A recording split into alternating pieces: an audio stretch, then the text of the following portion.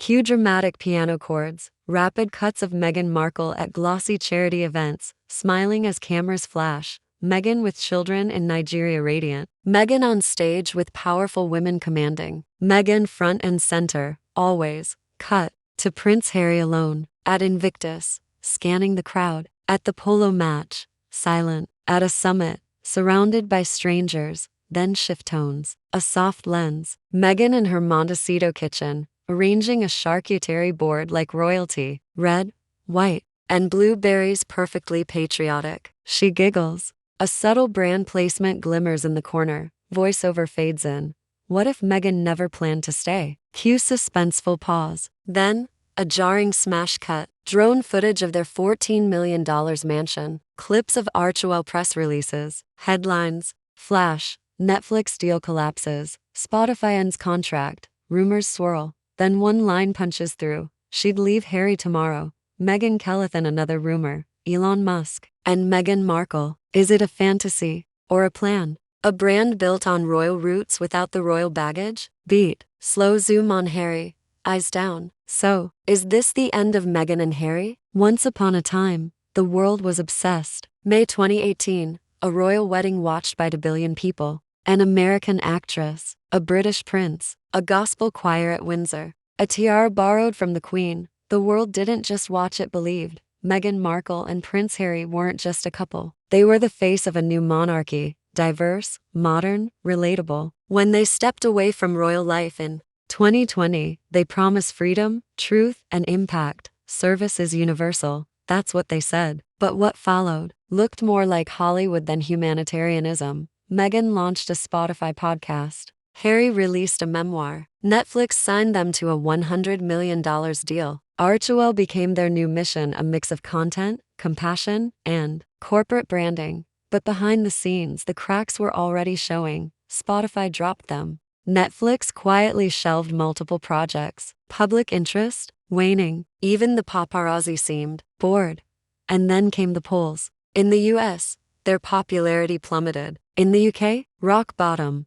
Their critics got louder, and their empire, built on the drama of escape, now seemed trapped in its own spin. Harry once had the world's sympathy. Now, he's isolated. Meghan was once the fairy tale disruptor. Now, she's branded as calculated, and financially the stakes are real. Harry's inheritance from Diana and the Queen Mother can only stretch so far. Their Montecito estate, their security, their lifestyle, it needs income. And the industry they bet on, entertainment, doesn't pay in sentiment. So the question rises. Was this ever just about love? Or was brand Sussex always a stepping stone, a launchpad? Because leaked insider reports suggest Meghan's eye was always on something bigger. A solo path, more control, more power. The fairy tale was real. For a moment. But was it ever enough for her? And now, with every new product launch, every whisper of a rebrand, every tabloid leak, we're left wondering. How much of this was strategy from the start? Because what began as a romance may now be unraveling into a cautionary tale of love, of legacy, and of losing control of the story you thought you were writing. Beat. Fade to next section. Before she became a duchess, Meghan Markle was a hustler. Not in the tabloid sense, but in the real Hollywood sense. Audition after audition. Bit parts in medical dramas. Briefcase girl on Deal or No Deal. Red carpets where she wasn't the star but stood close enough to look like one. Then came Suits, a legal drama that found a global cult following. 7 seasons, a loyal fan base, and finally a platform. But Meghan wasn't content with being just an actress. She wrote essays about gender equality, traveled to Rwanda with World Vision, launched her lifestyle blog, The Tig Wellness, Wine Wardrobe, and Quiet Ambition. She was building a brand, not loud, not obvious, but deliberate. Those who knew her then say she networked like a pro. Glide into events, remember names, follow up. Photographed with the right people, quoted in the right spaces. So when she met Prince Harry in 2016, it felt like fate. But some royal analysts say it felt like strategy, because Meghan already knew the terrain. She'd visited London. She'd expressed admiration for Princess Diana, and her circle overlapped with aristocratic insiders from Soho House execs to charity founders. When their relationship went public, it was explosive. Paparazzi chased her down in Toronto. Online trolls lit up comment sections. The palace, unusually, issued a public statement defending her, but inside the royal family tension simmered, feud rumors with Kate Middleton, staff exits, whispers of Duchess difficult, and a British press corps that never quite warmed to her, accusing her of breaking tradition, breaking protocol, breaking rank. Still, the fairy tale marched forward. Wedding bells, baby Archie, royal tours and tiaras. But beneath the surface, cracks deepened. Then came the bombshell. We're stepping back. In 2020, Meghan and Harry announced their departure from royal duties. And no longer their royal highnesses. No more public funding. A new life. In California, with chickens, Netflix deals, and Oprah. That 2021 interview wasn't just a tell-all. It was a turning point. The couple accused the palace of racism, of neglect, of silencing. The world gasped. And Meghan for a moment was heard on her own terms. But listen closely to that interview, and you'll notice, it wasn't just about escaping. It was about redefining who she was, where she belonged, and what she deserved. She didn't just walk away from the firm, she walked into a new era. Archetypes, Archewell, speaking tours, a return to Hollywood, but with a royal stamp, and Harry, still beside her, but fading in the frame. So we ask, and we have to ask, did Meghan fall out of love with Harry? Or did she fall out of love with what he couldn't give her? A crown? No, but a platform? Yes. Yet even that platform is shaking now, because building an empire takes more than a title. It takes staying power and loyalty even when the spotlight dims. And for Meghan, that might be the real challenge still ahead. Billionaire dreams, royal nightmares, Meghan's alleged exit strategy. The headlines are getting colder, the buzz sharper, and the fairy tale on life support. It started with a quote, just 7 words from conservative commentator Megyn Kelly. She'd leave Harry tomorrow. Everyone knows it. Dismiss it as tabloid fodder if you like. But that statement hit a nerve, because it wasn't alone. In recent months, whispers from Hollywood insiders and even former acquaintances paint a different picture. One not of love, but of leverage. Leaked claims suggest Meghan has her eyes set on billionaire circles. Not royals, not red carpets. Capital. One anonymous source told the Daily Mail, she wants to be the next Oprah, but richer. She's not interested in being a duchess anymore, she's aiming higher. The evidence? Look at her moves. Gone are the royal-style engagements. Gone are the joint appearances with Harry. In their place, brand launches, stylized photo shoots, solo meetings. In law, with power agents and production execs, even her upcoming cooking show feels less like family fun and more like a rebrand. But even that hasn't gone to plan. Early footage leaked from the Montecito shoot showed an overproduced, awkward vibe. Critics labeled it a vanity project. The patriotic fruit platter, red, white, and blue, was mocked on social media for being more performative than palatable. And her new jam brand? It became internet meme fodder overnight. American Riviera Orchard was roasted as out of touch, unoriginal, and overpriced. Meanwhile, Spotify cut TIs. The Archetypes podcast was quietly dropped after just 1 season. And Netflix once. Their golden parachute has reportedly grown tired. Executives allegedly labeled the Sussexes more drama than delivery. They were signed as rock stars. Now, they're seen as a cautionary tale. And it's not just business that's crumbling. In Montecito, the haven of California's ultra-elite, Meghan is no longer the it girl. Neighbors laugh behind closed doors. Events no longer revolve around her. And some of Hollywood's most powerful women, the ones she once tried to court, have quietly backed away. Then came the Brooke Shields moment. Subtle, surgical. During a podcast interview, the legendary actress discussed fame seekers who marry into legacies they don't understand. She didn't say Meghan's name. She didn't have to. The message was clear, and it stung, because Meghan isn't just facing public fatigue, she's facing elite rejection. And as the light dims, she's stepping further and further away from Harry. Fewer photos, fewer appearances, fewer smiles. She's negotiating solo deals, launching solo products, and curating an identity that excludes her husband, the very prince who once gave her global relevance. And Harry? He looks lost. No brothers, no real friends, no invitations to weddings or funerals back home. His family ties are nearly severed. His legacy tarnished. His entire identity reduced to Meghan's husband. He's no longer the soldier, no longer the rebel royal, no longer the people's prince, just the man standing off camera holding the diaper bag while Meghan films another brand reel. The emotional toll is visible. Even his body language has changed, shoulders hunched, eyes down, the sparkle gone. This is a man who gave up everything for a woman who may now be building her exit. Insiders claim Harry still defends her fiercely, still believes in the mission, still sees her as his only safe harbor. But what if that loyalty is his last mistake? What if she's already emotionally gone, already checked out? The empire they built together is faltering. The audience is leaving the theater. And all that remains is the sound of reality creeping in.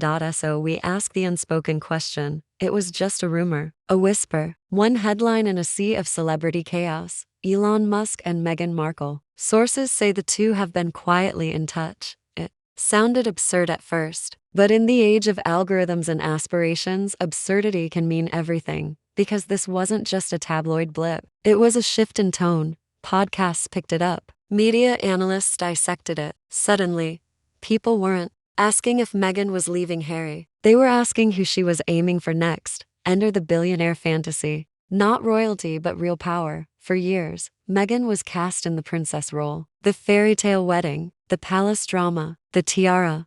But now, she's rewriting the story, and Silicon Valley is the new castle. The crown no longer on her head, but in her sights. Because the billionaire dating buzz wasn't just about Elon. There've been whispers for months. She's been seen at tech summits, private dinners with CEOs, social events attended by venture capital giants. Nothing overt, nothing confirmed, but enough to make people wonder.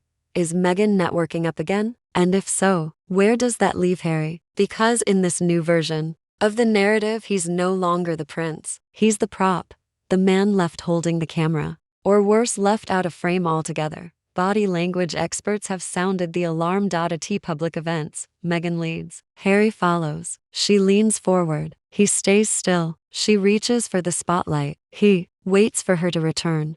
Their eyes no longer lock. Their hands, once symbols of solidarity, now feel like stage directions. Analysts have described this dynamic as a complete power shift. In the beginning, Harry had the heritage, the mystique, the fame. Now, Meghan has the momentum. Industry insiders confirm. She's actively pitching projects. She's creating separation. This isn't a woman retreating, it's a woman relaunching. A woman who once posed for the crown, now hunting for the kingdom. And while Meghan moves forward, Harry may be stuck in reverse, still clinging to the idea of us, still defending the dream of Montecito, still trying to justify a life that's quietly drifting out of his hands. There's a quote circulating in law circles.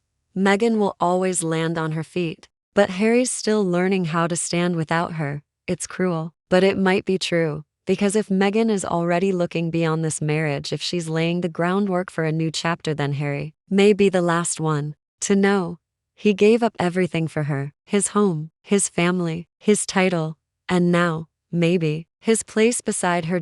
So what does the Elon Musk rumor really mean? Not that they've dated, not that they ever will, but that Meghan is no longer aiming for tradition. She's aiming for dominion, a global brand, a billion-dollar audience, an empire with her initials stamped on every door. And Harry? He may not be part of that blueprint, because love stories don't always end with betrayal. Sometimes, they just evolve without you. And the most devastating twist of all is realizing you've already been left behind. Fade out, hold, then move to fall out. It was supposed to be the start of a new dynasty. Meghan and Harry unchained from the monarchy, free to lead on their own terms, purpose, passion, power.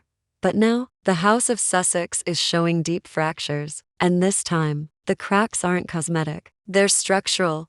Let's start with Meghan's brand built on the promise of authenticity, advocacy, and influence. But as project after project stumbles, the illusion is breaking. What was once seen as bold and empowering is now being called fluff, surface level, overproduced, hollow. From the jam jars to the cooking show, critics say the substance is missing. And the numbers back it up. Recent U.S. polling shows a stark shift even among progressive and feminist-leaning demographics. Meghan's support is slipping. Those who once championed her as a symbol of change are now questioning the sincerity behind the smile, because influence without impact eventually fades. and the financial implications are becoming impossible to ignore. Spotify is gone. Netflix is reportedly reevaluating. The once lucrative multi-million-dollar deal may not be renewed. Archewell, their non-profit turned media engine, has stalled. Few new initiatives, low engagement, donor fatigue.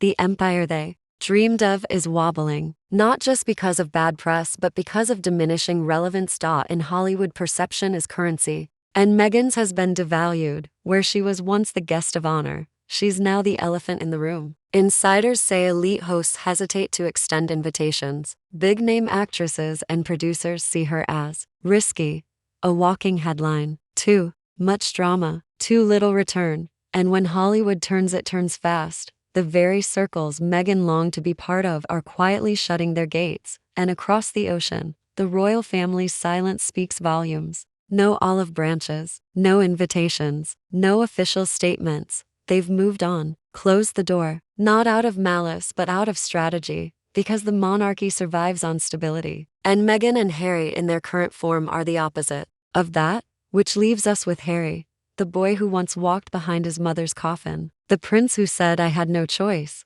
the man who gave it all up for love.